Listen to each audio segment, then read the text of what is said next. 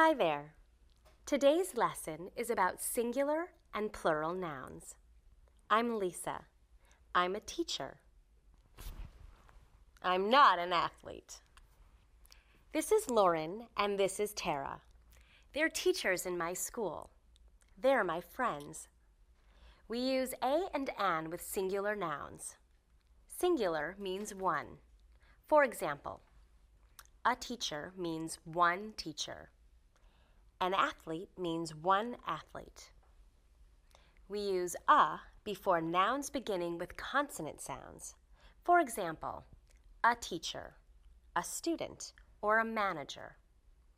We use an before nouns beginning with vowel sounds.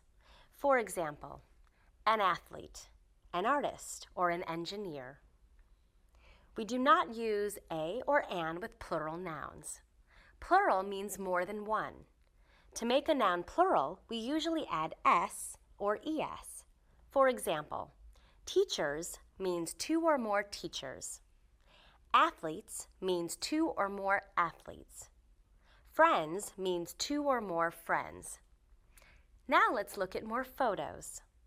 These are my friends, Bill and Stan. They aren't chefs.